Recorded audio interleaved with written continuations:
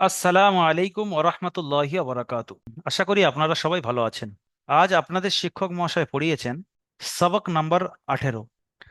তানবিন বা নুন সাকিনের আমরা চারটি কায়দা পড়েছিলাম: ইজহার, ইকফা, ইকলাব, ইদগাম। তো তিনটি কায়দা আমরা পড়ে নিয়েছিলাম। আজকের চতুর্থ নম্বর কায়দা শেষেরটা বাকি ছিল, সেটা আজকের আপনাদের শিক্ষক মহাশয় শেষ করিয়েছেন। তানবিন বা নুন সাকিনের যে চারটি কায়দা আজ শেষ। তার নাম কি? ইদগাম। এই হুরুফে ইদগাম ছয়টি: ইয়ার মালুন, ইয়া, র, মিম, লাম, অ, নুন। এর সমষ্টিগত নাম ইয়ার মালুন। এটার বিস্তারিত আপনাদেরকে পড়িয়েছেন। আপনাদের আসানির জন্য আমি এটা শর্ট ভাবে আপনাদেরকে স্মরণ করাচ্ছি। ঈদগাম তাহলে কয় প্রকার হবে? দুই প্রকার। তানবিন বা নুন সাকিনের পরে যদি লাম আর র আসে তাকে ঈদগামে বেলাগুন্না বা তাম বলে। আর যদি ইউ মিন আসে, ইয়া ও মিম নুন, ছটি অক্ষরের মধ্যে যদি ইউ মিন আসে তানবিন নুন সাকিনের পরে, তাহলে তাকে ঈদগামে বাগুন্না বা নাকিস বলে। সেই জন্য দুভাগ হয়ে গিয়েছে। তাহলে ঈদগাম দুই প্রকার: ঈদগামে তাম, ঈদগামে নাকিস, বা ঈদগামে বেলাগুন্না বা ঈদগামে বাগুন্না, যেটা বলবেন হবে। পূর্বে ঈদগাম ছয়টি, এখানে পরিষ্কার লেখা আছে সমষ্টিগত নাম ইয়ার মালুন, ইয়া, র, মিম, লাম, ওয়া, নুন। এখন আমরা জানবো প্রথম যে কায়দাটা পড়ছি, ঈদগামে তাম। তানবিন বা নুন সাকিনের পরে যদি লাম আর র আসে, তাহলে বিনা গুণায় মিলিয়ে পড়তে হবে। ওই তানবিন বা নুন সাকিনকে র আর লামের সঙ্গে মিলিয়ে বিনা গুণায় পড়তে হবে, কোনো রকম গুণনা করা যাবে না। একে ঈদগামে তাম বলে। যেহেতু পরিপূর্ণ মিলে যায় তাই তাম বলা হয়, আর গুণনা হয় না। পরিপূর্ণ মিলে যাওয়ার কারণে তাম। আর বেলা গুণনা কেন বলা হয়? গুণনা হয় না সেই জন্য। এটা আমরা বুঝতে পেরেছি। এখানে লেখা আছে তানবিন ও নুন সাকিনের পরে যদি এই ছটি অক্ষরের মধ্যে লাম এবং র আসে, লাম অথবা র আসে, তাহলে তানবিন ও নুন সাকিনকে বিনা গুণনায় মিলিয়ে পড়তে হয়। একে ঈদগামে বেলা গুণনা বা ঈদগামে তাম বলে।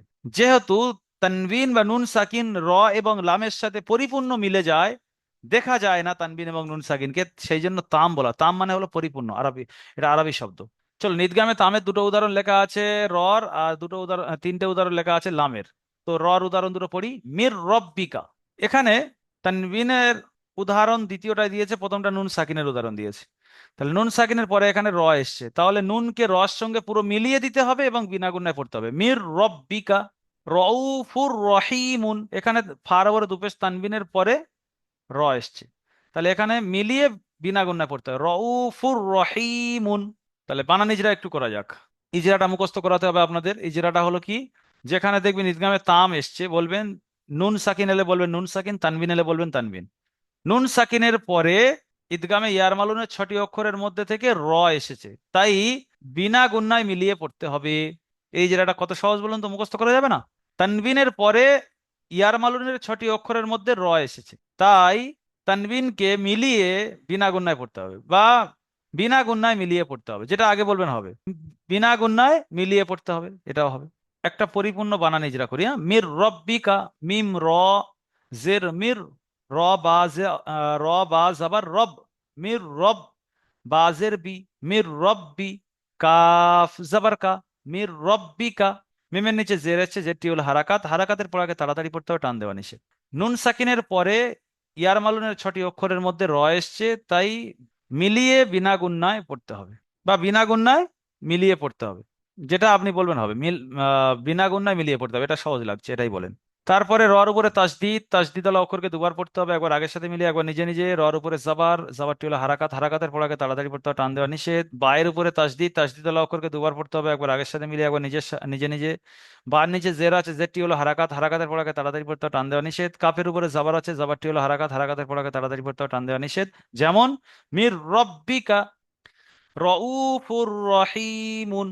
এখানে সব ইজরা আপনি করবেন, এটা হারাকাতের ইজরা, এটা বানানো করবেন, কেটে কেটে একদম বানান করবেন, শুরুতে শেষ পর্যন্ত একটা একটা করে অ্যাড করে কেটে কেটে বানান করবেন। তারপরে এটা হারাকাতের ইজরা করবেন, এটা ওয়াও মাদ্দার ইজরা করবেন। এখানে বলবেন তানবিনের পরে ইয়ার মালুনের ছটি অক্ষরের মধ্যে র এসছে, তাই তানবিনকে রর সঙ্গে মিলিয়ে বিনা গুণনায় পড়তে হবে। বা দুপেশ তানবিনের পরে, ফার উপরে দুপেশ তানবিন এসেছে, তানবিনের পরে র এসেছে ইয়ার মালুনের ছটি অক্ষরের মধ্যে, তাই বিনা গুণনায় মিলিয়ে পড়তে হবে। তারপরে রর উপরে তাসদিদের ইজরা করবেন, তারপরে হারাকাতের ইজরা, তারপরে ইয়া মাদ্দার ইজরা, তারপরে মিমের উপরে দুপেশ তানবিন। তানবিন এবং নুন সাকিনের আওয়াজ একই রকম, বাস। লামের উদাহরণ সেম একই ইজরা হবে, যে নুন সাকিনের পরে লাম এসছে, তাহলে নুনকে লামের সঙ্গে মিলিয়ে বিনা গুণনায় পড়তে হবে। উফিল লাকুম। তানবিনের পরে লাম এসছে, তানবিনকে লামের সঙ্গে মিলিয়ে বিনা গুণনায় পড়তে হবে। মিল লাবানিন, নুন সাকিনের পরে লাম এসছে, নুনকে লামের সঙ্গে মিলিয়ে বিনা গুণনায় পড়তে হবে। এ সহজ ইজরা, যেটা আসবে সেটা আপনি বলে দেবেন। তাহলে এটা পড়ে দিচ্ছি, উচ্চারণটা কি কি হবে? উচ্চারণ হবে মিল লাদুনহু, মিল লাদুনহু, মিল, মিম লাম জের মিল হবে, নুনটা তো মিলে যাচ্ছে। মিল লাদুনহু, উফিল লাকুম, মিল লাবানিন। আরো একবার উচ্চারণ করে দিচ্ছি, মির রব্বিকা রউফুর রহিমুন, মিল লাদুনহু, উফিল লাকুম, মিল লাবানিন। ঈদগামে তাম হয়ে গেল। এবার চলেন ঈদগামে নাকিস। তানবিন বা নুন সাকিনের পরে, তাহলে ইয়ার মালুনের মধ্যে লাম আর র চলে গেলে থাকে কি ইউমিন, ইয়া ও মিম নুন থাকে। তানবিন বা নুন সাকিনের পরে যদি দ্বিতীয় শব্দের প্রথমে হুরুফে ইউমিনের চারটি অক্ষরের মধ্যে কোনো একটি আসে, তাহলে তানবিন বা নুন সাকিনকে মিলিয়ে ওই ইউমিনের চারটি অক্ষরের মধ্যে যেটা আসবে তার সঙ্গে মিলিয়ে একালি পরিমাণ গুণনা করে পড়তে হবে।